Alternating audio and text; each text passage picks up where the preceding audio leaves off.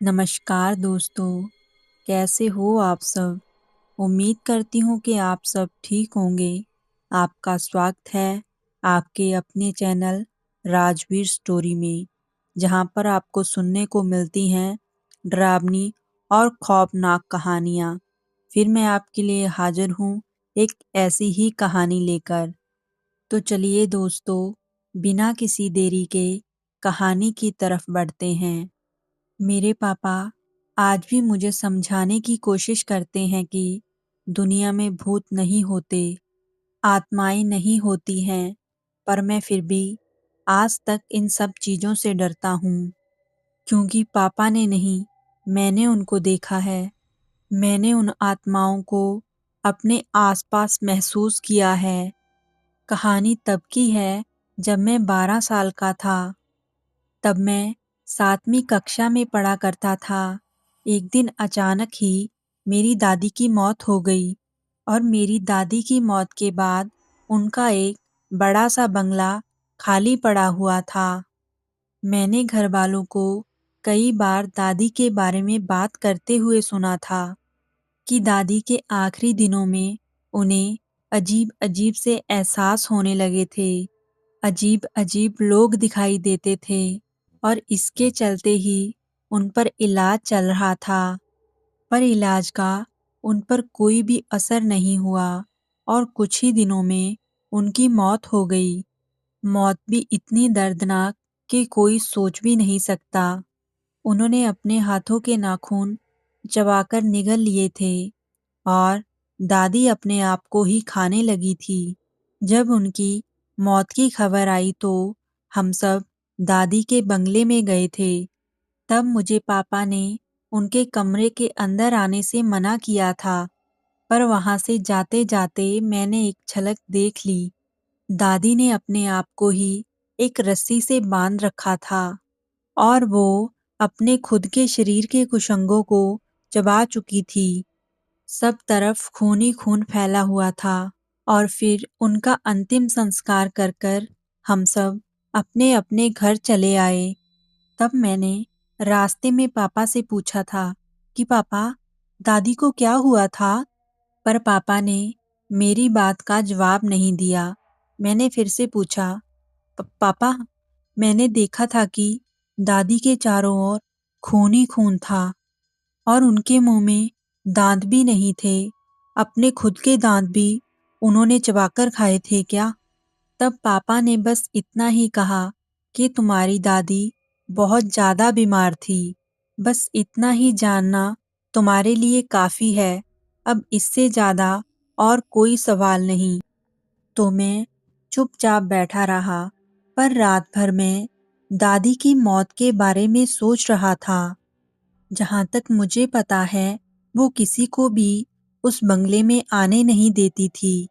उन्हें अकेला रहना ही पसंद था। जब तक दादाजी जिंदा थे, तब तक हम उस बंगले में आया जाया करते थे। पर दादाजी की मौत को अब 5 साल हो चुके थे और तब से दादी ने किसी को भी उस बंगले के अंदर आने नहीं दिया था। पापा भी बहुत कम बार ही वहां पर जाते थे और वो भी दादी के इलाज के सिलसिले में अगर कभी जाना पड़े तो, वरना वो भी उस बंगले में जाना टालते थे। और फिर दादी की मौत के बाद उनकी जायदाद मेरे पिताजी के नाम हो गई। तब पापा के पास एक छोटा सा मकान था। दादी की वजह से और पापा की जॉब के कारण हमें उस छोटे से मकान में ही रहना पड़ता था। दादी की मौत के बाद हम सभी दादी के उस बंगले में शिफ्ट हो गए। पर वहां जाने के बाद ना जाने क्यों मुझे कुछ भी अच्छा नहीं लग रहा था। ना ही आसपास कोई ज्यादा लोग थे और ना ही वहां पर मेरा कोई दोस्त था। आसपास वहां पर बस 2 या 3 मकान थे, पर उसके आसपास वाला एरिया बिल्कुल शांत होता था। बहुत ही सुनसान इलाका था। ऐसा लगता था कि जैसे हम किसी मैयत पर आए हैं। रात तो इतनी अजीब होती थी कि एकदम से भयानक सन्नाटा हो जाता था। एक दिन मैं दोपहर में उसी बंगले में खेल रहा था। अपने हाथ में एक खिलौने वाली गाड़ी लेकर एक कमरे से दूसरे कमरे में जा रहा था। ऐसा करते करते कब मैं बंगले के पीछे वाले हिस्से में चला गया, मुझे भी पता नहीं चला। और वहां पर जाकर मैंने देखा कि मेरे सामने एक दरवाजा था जो कि लाल रंग का था। मुझे वो थोड़ा अजीब लगा। इतने दिनों से मैंने ऐसा कोई भी दरवाजा नहीं देखा था। बंगले में बाकी सारे दरवाजों का रंग एक जैसा था, जो कि बंगले की दीवारों से मेल खाता था। पर पूरे बंगले में बस ये एक ही दरवाजा ऐसा था जो कि लाल रंग का था। कुछ देर में खड़ा उस दरवाजे को देखता रहा और फिर मुझे ऐसा लगा कि वो दरवाजा मुझे अपनी तरफ खींच रहा है। मैंने आसपास देखा कि कोई मुझे देख तो नहीं रहा और फिर मैं उस दरवाजे के पास चला गया। मैंने उस दरवाजे की नोक को घुमाकर उसे खोलना चाहा, पर वो इतना जाम था कि खुल ही नहीं रहा था। मुझे लगा कि शायद मेरी ताकत कम पड़ रही है। मैंने कुछ देर तक उस दरवाजे को खोलने की बहुत कोशिश की और तभी मुझे अंदर से कुछ गिरने की आवाज आई। कोई चीज बहुत जोर से गिरी थी, पर तब मैं वो आवाज सुनकर बहुत डर गया था और डरकर पीछे हट गया और दौड़कर बंगले के आगे वाले हिस्से में चला गया। उस वक्त सिर्फ बंगले में मैं और मेरी माँ थी। मुझे डरा हुआ देख मेरी माँ ने मुझसे पूछा भी कि क्या हुआ, पर मैंने उनसे कोई जवाब नहीं दिया और मैं अपने कमरे में चला गया।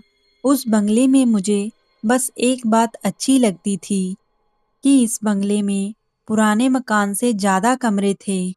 पुराने मकान में हम सबको एक ही कमरे में सोना पड़ता था, पर यहाँ मेरे मम्मी पापा ने मेरे लिए एक अलग से कमरा तैयार किया था, जहाँ मैं पढ़ाई करता था और रात रात भर अकेले ही खेलता रहता था और अकेले ही सोता था।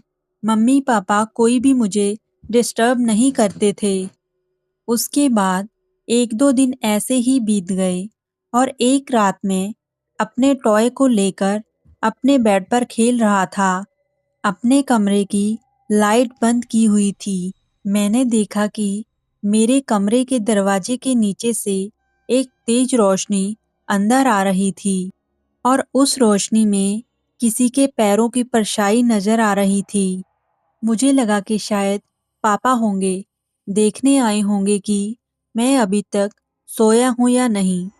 तो मैंने सारे टॉय छिपा दिए और सोने का नाटक करने लगा। पर मैंने फिर छिपकर देखा तो सब वैसा का वैसा था। बस वो दो पैर यहाँ से वहाँ चल रहे थे।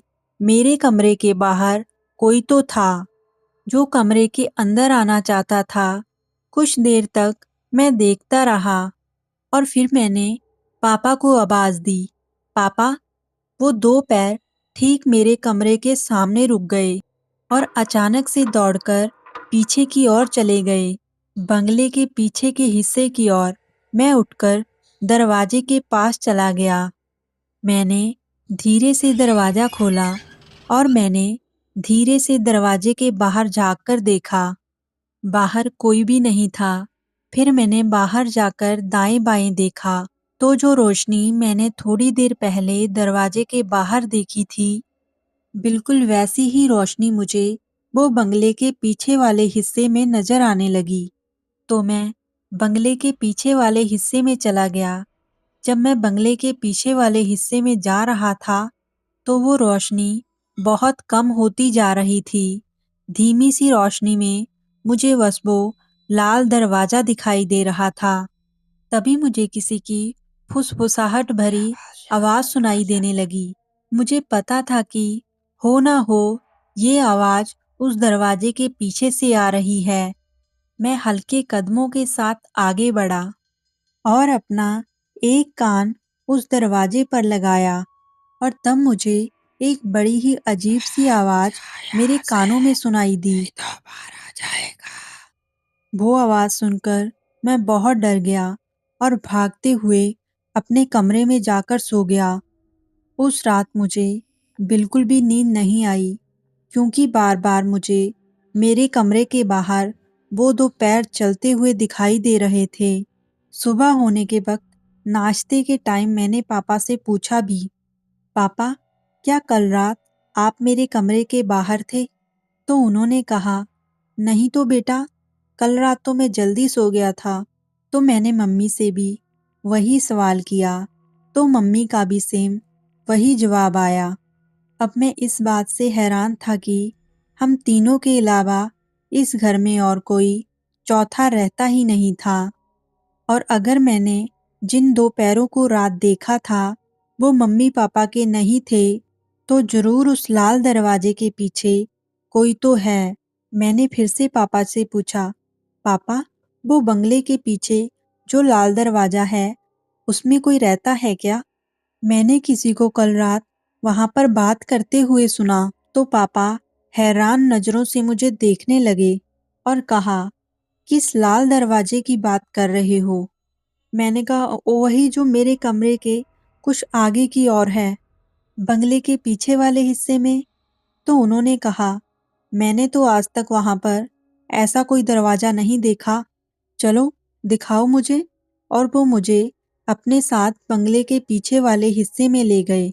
जब मैं उस पिछले हिस्से में पहुंचा तो मैं बहुत ही चौंक गया क्योंकि वहां पर कोई लाल रंग का दरवाजा ही नहीं था।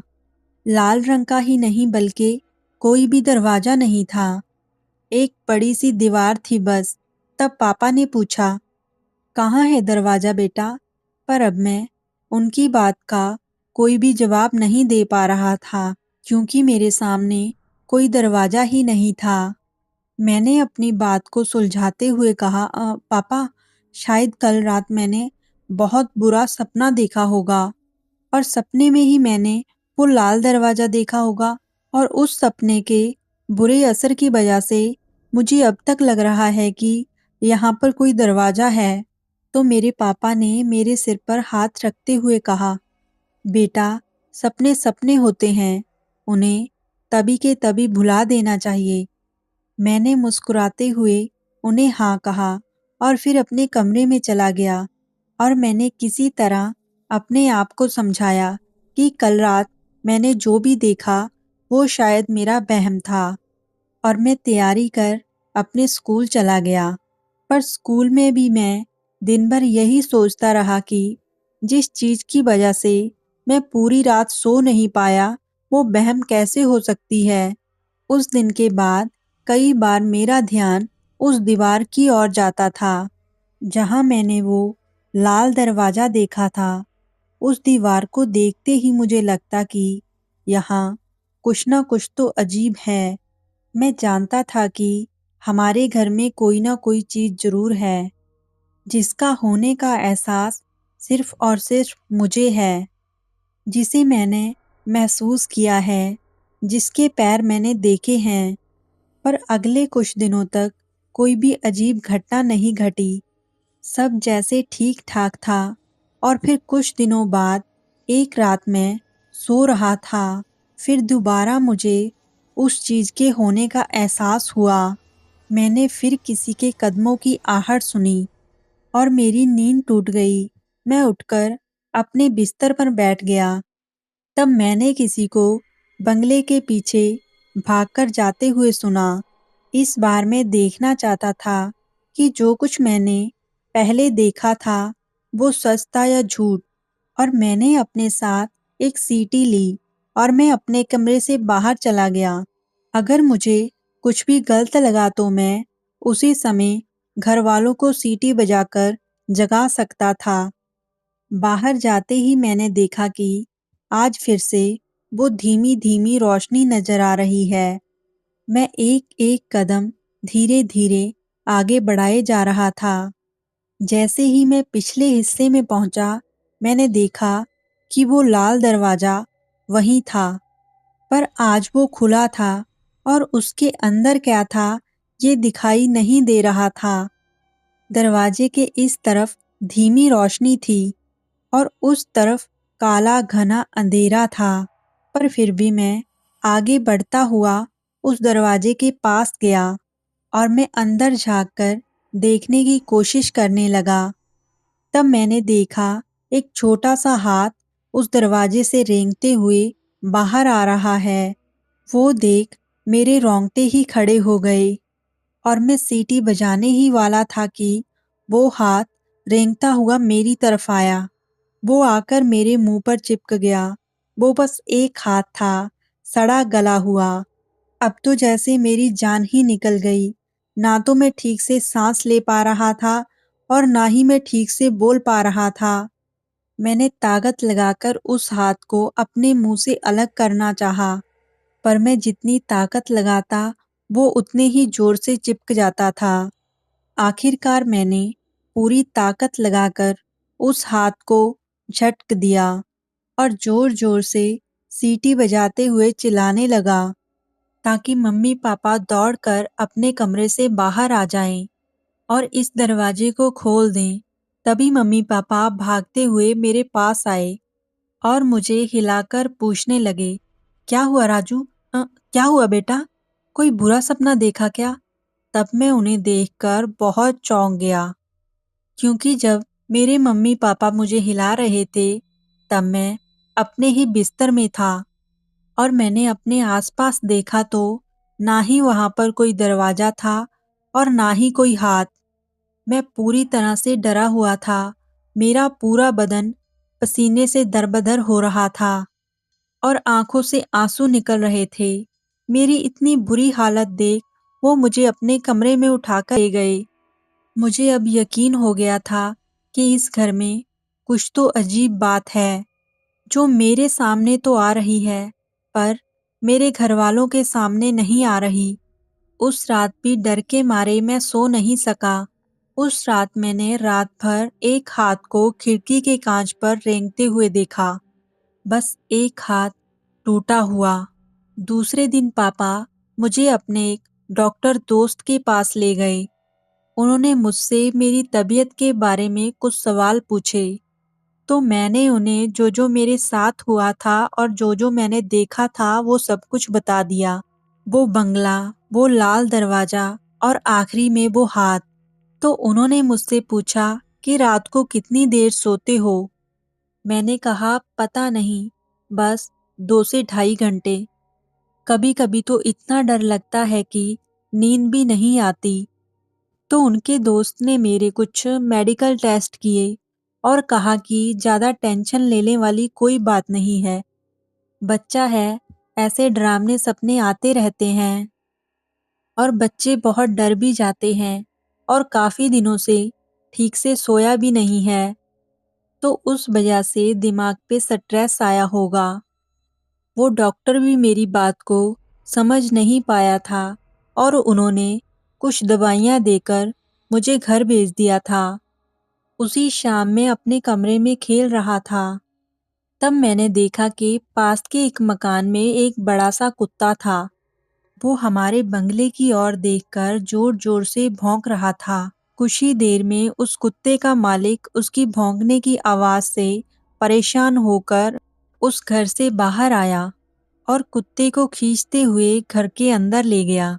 कुछ देर के लिए सब कुछ शांत हो गया और फिर अचानक से कुछ देर बाद वो कुत्ता अपने आप को छुड़ाकर हमारे बंगले के सामने आकर खड़ा हो गया और फिर से बंगले की ओर देखकर जोर-जोर से भौंकने लगा। बड़ी अजीब बात थी और उस वक्त फिर से मैंने वो दौड़ते हुए कदमों की आवाज़ सुनी। पर मैंने अब उन सब चीज़ों को नज़रअंदाज करना ही ठीक समझा और मैंने उस बात पर ध्यान नहीं दिया। रात को खाना खाने के बाद मैं अपनी दवाइयाँ खाकर सोने की कोशिश कर रहा था कि तभी मुझे एक बार फिर से पास के मकान के कुत्ते की भौंकने की आवाज़ सुनाई पड़ी।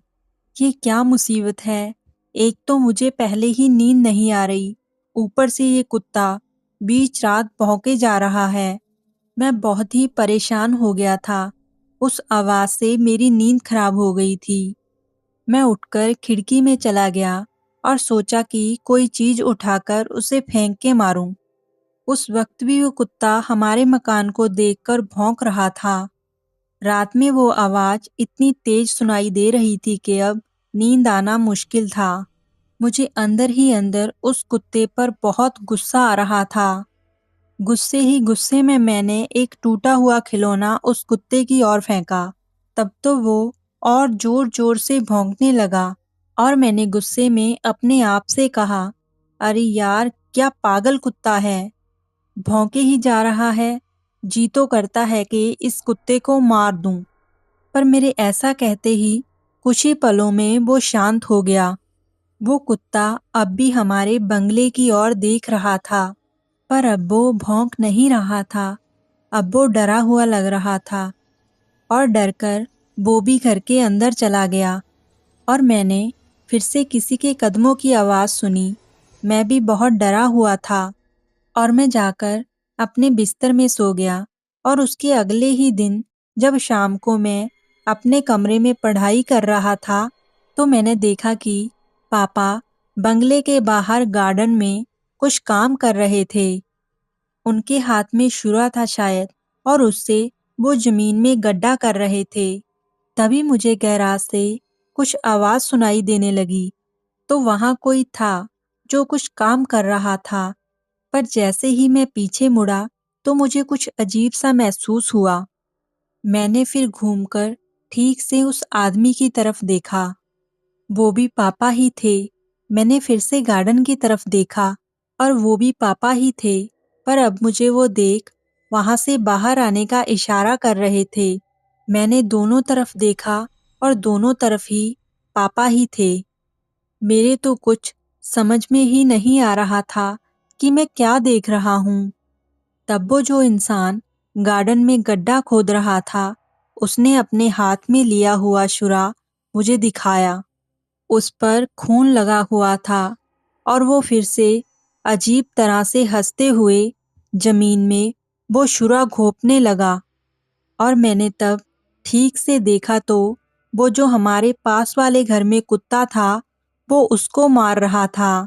वो छुरा जमीन में नहीं बल्कि उस कुत्ते के शरीर में घोंप रहा था। उसके हाथ में अब उस कुत्ते की गर्दन थी। उस इंसान ने कुत्ते की कटी हुई गर्दन को उठाकर मुझे दिखाया और फिर अजीब तरह से घूरते हुए वो हंसने लगा। वो देखकर मैं जोर से चिल्लाया, तो गैराज में जो मेरे पापा थे, वो दौड़कर मेरे पास खिड़की में आए। उन्होंने मुझसे कहा, क्या हुआ बेटा, चिल्लाए क्यों? मैंने उन्हें गार्डन की ओर इशारा करते हुए कहा, वो वहाँ वहाँ वहाँ कोई है। और बस इतना ही कहकर डर के मारे मैं रोने लगा। पापा ने भी देखा कि वहां पर एक कुत्ता मरा पड़ा था। तभी मम्मी मेरे कमरे में आई और वो देखकर डर गई। उसने मुझे अपने सीने से लगाया और तब तक पापा ने एक बड़ा सा कपड़ा लिया और उस कुत्ते पर ढक दिया और वो दौड़ते हुए मेरे पास घर में आए। वो मेरे पास आने ही वाले थे कि मैं उनसे दूर जाकर खड़ा हो गया। मैंने उनसे कहा, आपने उस कुत्ते को मार दिया। उन्होंने मुझे चौंकते हुए कहा, मैंने? अरे मुझे तो पता भी नहीं। मैं तो गैराज में काम कर रहा था ना बेटा। मैंने तो जब तुम्हारी आवाज सुनी तब देखा कि वहां क्या हुआ है। मैंने उनसे कहा, मतलब आपने नहीं मारा? नहीं नहीं, आपने ही मारा है, मैंने खुद देखा। मुझे समझ में नहीं आ रहा था कि मैं उन्हें कैसे समझाऊं कि किसने मारा है। एक अजीब सा ही भ्रम था कि मैं उन्हें ठीक से कुछ भी बता नहीं सकता था। पर मैं बार बार एक ही बात को दोहराए जा रहा था कि आपने ही उस कुत्ते को मारा है। नहीं, आपने नहीं मारा। पता नहीं उन्हें मेरी बात समझ में आ भी रही थी कि नहीं। पर वो मुझे फिर अगले दिन अपने दोस्त डॉक्टर के पास लेकर चले गए। मैं जानता था कि जो भी मैं देख रहा हूँ वो मेरा भ्रम नहीं है, इसलिए दवाइयों का मेरे ऊपर कुछ भी असर नहीं होने वाला। पापा को लगता था कि किसी चीज का मेरे दिमाग पर बहुत बुरा असर पड़ा है। शायद बिल्कुल ऐसा था जैसा मेरी दादी के साथ हो रहा था। इस बार डॉक्टर को मैंने ज्यादा कुछ नहीं बताया। पर इस बार मेरा दिमागी तौर पर इलाज शुरू हो चुका था। अब मुझे कुछ चीजें साफ-साफ नजर आने लगी थी। अब वो पैर पूरी रात भर मेरे कमरे के पास खड़े हुए दिखाई देने लगे थे। दरवाजा अपने आप कई बार खुलता और कई बार बंद हो जाता। उसकी आवाज मुझे बार-बार सुनाई देती थी। मैंने अपने कमरे से कई बार छिपकर देखा था कि उस दरवाजे से कई काले साए बाहर निकल आते थे और यहाँ-वहाँ घूमते रहते। उनकी आहट से कई बार मेरी नींद टूट जाती थी। कई काली परछाइयों को मैंने अपने कमरे की दीवार पर छिपकली की तरह रेंगते हुए देखा था। वो बस मुझे घूरते रहते थे और मैं डर के मारे अपना सिर चद्दर में छिपा लेता था। मैं कुछ भी नहीं कर सकता था। कभी-कभी तो मुझे ऐसा एहसास होता था कि कोई धीरे-धीरे से मेरे सिर की चद्दर को खींच रहा है और जब मैं आँख खोलता तो मुझे छत पर कोई काला साया लहराता हुआ दिखाई देता था। मैं बहुत छोटा था, चाहकर भी मैं विरोध नहीं कर सकता था। पिछले 2 महीनों से यही सब कुछ चलता आ रहा था। वो सब चीज़ें मुझे डराने की कोशिश कर रही थी। पापा मुझे नींद की गोली देकर अपने कमरे में निकल जाते, पर उसके बावजूद भी मुझे रात-रात भर नींद नहीं आती थी।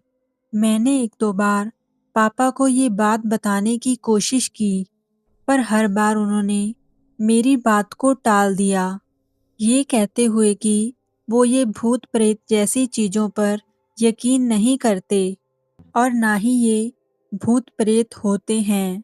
मैं अब बहुत ही डरा-डरा सा रहने लगा था। रोज-रोज अब मुझे मेरे कमरे के बाहर किसी के पैरों की आवाज़ सुनाई देती थी। कभी किसी के हँसने की आवाज़ सुनाई देती, पर मुझे कुछ भी समझ में ही नहीं आ रहा था कि मैं उन सब का कैसे सामना करूं।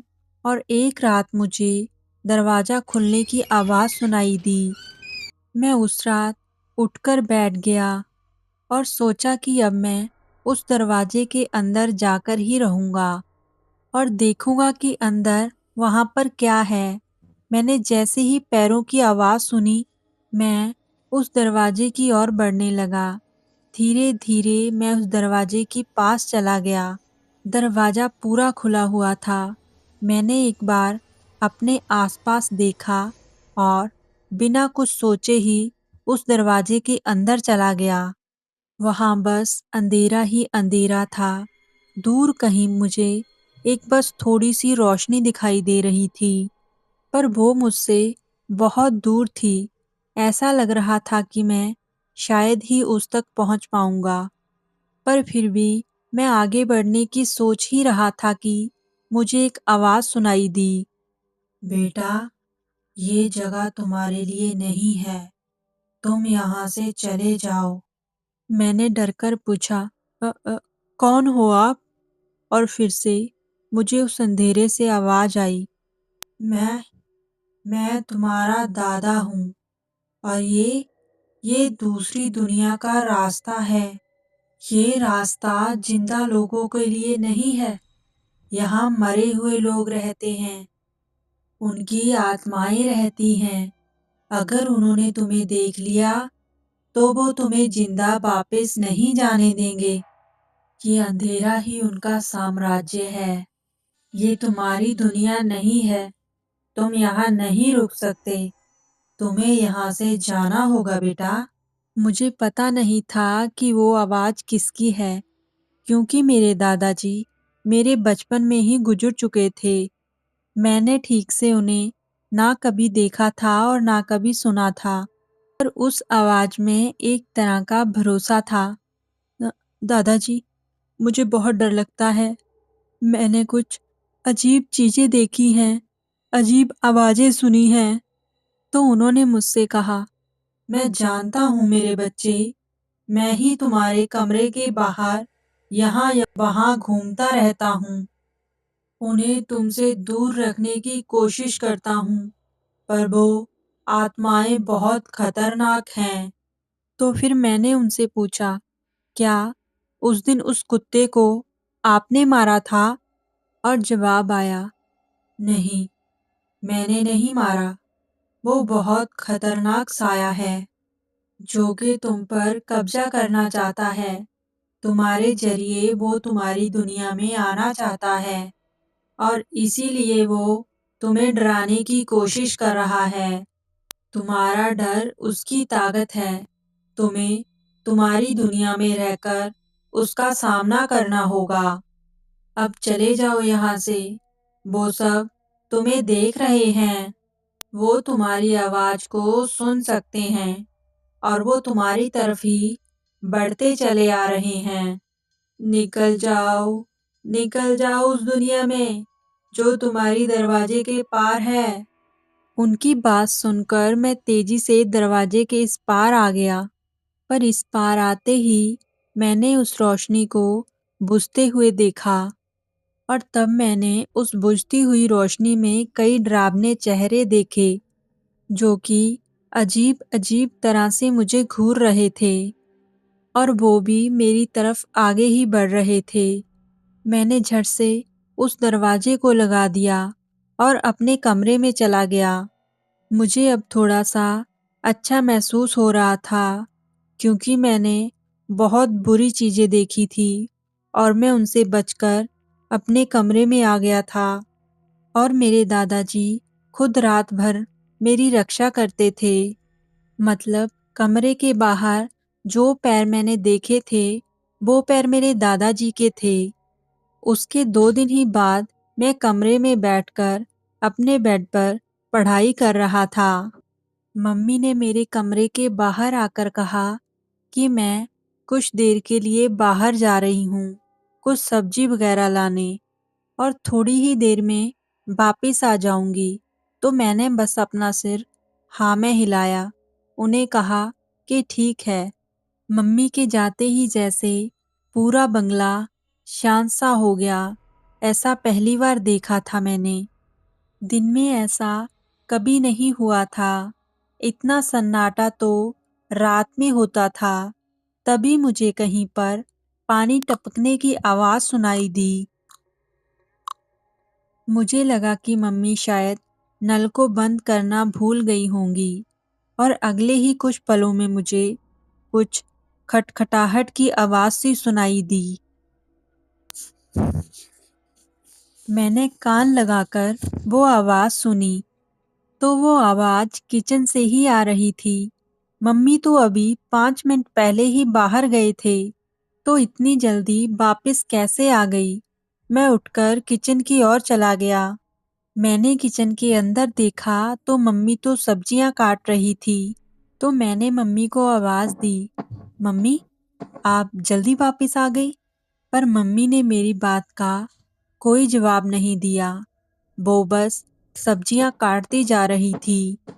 मैं समझ गया कि यहाँ कुछ तो गड़बड़ है, इसलिए मैं किचन के अंदर नहीं गया और एक बार फिर से आवाज़ दी, मम्मी, मम्मी, पर अंदर से कोई आवाज़ नहीं आ रही थी और मेरी आवाज़ को सुनकर वो औरत सब्जियों और फलों को बहुत ही अजीब तरीके से काटने लगी, जैसे कोई किसी का खून करता है। वो छुरी को उन सब्जियों में घोंप रही थी। मुझे अब पता चल चुका था कि ये मेरी मम्मी नहीं है। मैंने फिर हिम्मत करके पूछा, क्या आप मेरी मम्मी हो? और मेरे इस सवाल के बाद अचानक ही वो रुक गईं और थोड़ी देर वहाँ पर ही वैसे ही खड़ी रहीं, बिना कुछ हलचल किए, बिना किसी आवाज़ के। ये मेरी मम्मी नहीं थी, कोई और ही थी। मैंने धीरे से एक कदम आगे बढ़ाया और किचन के दरवाजे का लॉक पकड़कर दरवाजे को बंद करने लगा। पर उस हल्की सी आवाज़ से ही उस औरत ने पीछे मुड़कर मेरी तरफ देखा और उसे देखते ही मैं उछलकर पीछे गिर पड़ा, क्योंकि उस औरत का कोई चेहरा ही नहीं था। चेहरे की जगह पर एक बड़ा सा गड्ढा था। वो औरत अपने हाथ में छुरा लेकर चिल्लाते हुए मेरी तरफ दौड़ने लगी। मैं भी लड़खड़ाते हुए अपनी जगह से उठने की कोशिश करने लगा, पर तब तक उस औरत ने मुझ पर हमला कर दिया था। बहुत डरावनी चीज़ थी वो। उसका कोई चेहरा ही नहीं था और हाथ के नाखून भी नहीं थे। पूरा बदन काला पड़ा हुआ था। मैं जैसे-तैसे करके खुद को उसके बार से बचाने की कोशिश कर रहा था। मेरे हाथों पर, पैरों पर कई तरह के जख्म हो गए थे। उसने उस अपने गंदे हाथ से मेरे चेहरे को खुरेदना चाहा, पर मैंने किसी तरह से अपने आप को उस भूत के चंगुल से छुड़वा लिया और लड़खड़ाते हुए भागकर सीधा बंगले के बाहर चला गया। मेरे बाहर जाते ही वो साया दरवाजे के अंदर ही रुक गया और अपनी गर्दन को दाएं-बाएं घुमाते हुए बहुत ही अजीब तरीके से मुझे देखते हुए हंसने लगा। अब मुझे रोज-रोज की इन चीज़ों से बहुत डर लगने लगा था। कहीं ऐसा ना हो जाए कि मैं सचमुच पागल ही ना हो जाऊं। मेरे शरीर पर अब कई तरह के जख्म बन चुके थे। तभी मेरी मम्मी मेरे पास आई। उन्हें देखते ही मैंने जोर-जोर से रोना शुरू कर दिया और कहा कि मुझे इस बंगले में नहीं रहना है। कुछ भी करो पर मुझे यहाँ से कहीं दूर ले चलो। मेरी माँ को मुझ पर तरस आ रहा था। मेरी ये हालत देखकर वो भी बहुत डर गई थी। फिर वो मुझे उठाकर डॉक्टर के पास ले गई। मेरे सारे जख्मों पर पट्टी बांधने के बाद हम घर आए। मेरी माँ ने मुझे समझाने की, मनाने की बहुत कोशिश की। बस आज का दिन, आज रात तुम्हारे जब पापा घर आ जाएंगे, तो कल हम कहीं चले जाएंगे। पर मैं उस घर के अंदर जाना ही नहीं चाहता था, क्योंकि मुझे पता था कि मेरे पापा मेरी ये बात कभी नहीं मानेंगे। तो मेरी मम्मी ने पहले तो जाकर पापा को फ़ोन किया और पापा के आने तक हम लोग पड़ोस के घर में ही रुक गए थे। तब मेरे पड़ोस वाले घर में एक पति-पत्नी रहा करते थे। ये उनका ही घर था जिनके कुत्ते की मौत हो चुकी थी। बातों ही बातों में मेरी माँ ने उन्हें मेरी दिमागी हालत के बारे में बताया और कैसे मुझे यहाँ पर कुछ दिखाई देता है और मैं हर रोज डर जाता हूँ, ये भी बताया। उन्हें लगा कि शायद मैं तब सो रहा हूँ, पर मैं उनकी सारी बातें सुन रहा था। तब उस पड़ोसी आदमी ने धीमी आवाज में मेरी माँ से कहा, आप बड़ी हो, समझदार हो। अगर मेरी बात मानो तो इस कमरे को छोड़कर कहीं और चले जाओ। आपका बेटा झूठ नहीं बोल रहा। मैंने खुद देखा है। आपकी सास, जाने के इसकी दादी की अपने आखिरी के दिनों में बिल्कुल ऐसी ही हालत हुई थी। उन्हें भी लोग दिखाई पड़ते थे, आवाजें सुनाई देती थी। उनका कहना था कि उस घर में बुरी ताकतें बसती हैं। मेरे कुत्ते को भी वो बुरी आत्माएं दिखाई पड़ती थी। इसलिए तो वो रात-रात भर तुम्हारे बंगले की तरफ देखकर भौंकता रहता था। मेरे कुत्ते की मौत कोई हादसा नहीं है। मैं जानता हूँ कि उन्हीं आत्माओं में से किसी एक आत्मा का काम है।